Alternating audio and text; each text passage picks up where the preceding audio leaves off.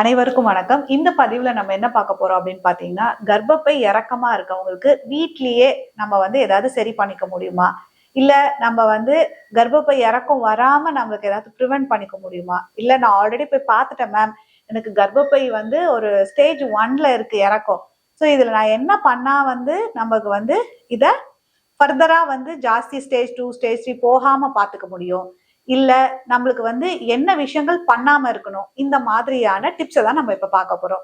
So இந்த 10 விஷயங்களை நீங்க ரெகுலரா நீங்க பண்ணிட்டு இருந்தீங்கனாலே இந்த கர்ப்பப்பை இறக்கம் ஃபர்தரா ப்ரோக்ரஸ் ஆகாது.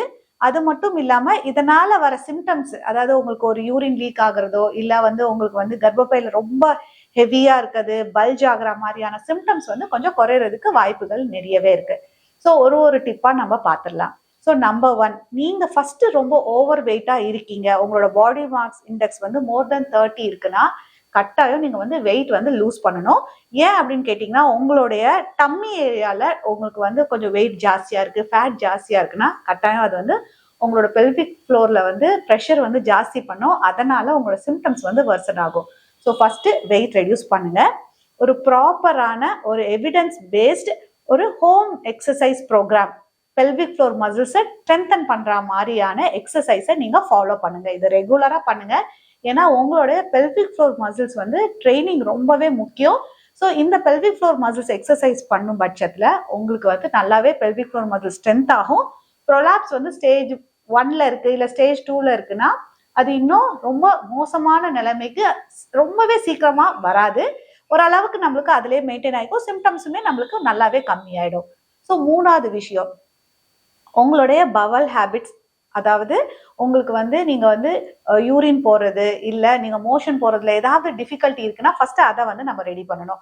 ஸோ பவல் ஹேபிட்ஸுங்கும் போது உங்களுக்கு ஒரு கான்ஸ்டிபேஷன், அதாவது மோஷன் போகும் ரொம்ப டைட்டா போறது இல்ல நீங்க ரொம்ப கஷ்டப்படுறது, ஸோ இந்த மாதிரி ஏதாவது இருந்துச்சுன்னா உங்க டாக்டர்கிட்ட கன்சல்ட் பண்ணி ஸ்டூல் சாஃப்ட்னர்ஸ்னு இருக்கும். ஸோ அந்த மாதிரி ஏதாவது நீங்க யூஸ் பண்ண முடியுமா, இல்ல நீங்க டயட்ல ஏதாவது சரி பண்ணி உங்களோட மோஷன் தொந்தரவை நீங்க சரி பண்ண முடியுமான்னு பாருங்க. ஏன்னா கான்ஸ்டிபேஷன் நீங்க ரெகுலரா இருக்கு அப்படின்னா கட்டாயம் உங்களுடைய அப்டாமினல் ப்ரெஷர் இன்க்ரீஸ் ஆகும். ஸோ அதனால உங்களுடைய ப்ரொலாப்ஸ் சிம்டம்ஸ் வர்சன் ஆகும்.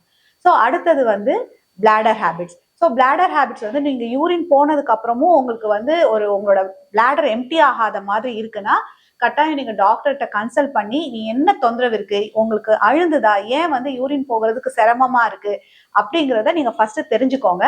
அதுக்கப்புறம் உங்களுடைய பிளாடர்ல ஒருவேளை ரொம்ப அழுந்துறதுனால சிம்டம்ஸ் வருது அப்படின்னா இந்த பெல்விக் ஃப்ளோர் மசில்ஸ் நீங்க எக்ஸசைஸ் பண்ண இது கொஞ்சம் நல்லாவே ரிலீவ் ஆகும். ஸோ என்ன மாதிரியான ஹேபிட்ஸை நீங்க கடைபிடிக்கணும் அப்படிங்கிறத டாக்டர்கிட்ட கன்சல்ட் பண்ணி உங்களோட பிரச்சனை என்னங்கிறத பார்த்து நீங்க முதல்ல அதை சரி பண்ணிக்கோங்க. ஸோ 4 விஷயம் சொல்லியாச்சு. ஸோ 5வது விஷயம், நீங்க வெயிட் ரொம்ப லிஃப்ட் பண்றீங்களா?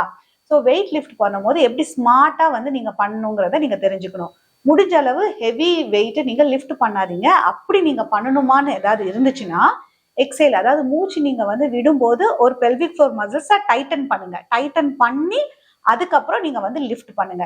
ஸோ நம்மளுக்கு நிறைய பேருக்கு பாத்தீங்கன்னா செகண்ட் பேபிக்கு அப்புறம் இந்த மாதிரி பிரச்சனைகள் வரும். ஸோ நீங்க ஃபர்ஸ்ட் பேபியை நம்ம தூக்கி தான் நம்ம போக வேண்டியது இருக்கும். ஸோ அந்த மாதிரி இருக்கும்போது அதுவுமே நம்ம பெல்விக் ஃப்ளோர் மசில்ஸ்க்கு ஒரு ஸ்ட்ரெயினை கொடுக்கும், ஒரு ப்ரெஷர் ஜாஸ்தி பண்ணும். ஸோ பேபி நீங்க லிஃப்ட் பண்ணும் போதெல்லாம் எக்ஸேல் பண்ணிட்டு உங்களோட பெல்விக் ஃப்ளோர் மசில்ஸை நல்லா லிஃப்ட் பண்ணிட்டு அதுக்கப்புறம் பேபியை தூக்குங்க.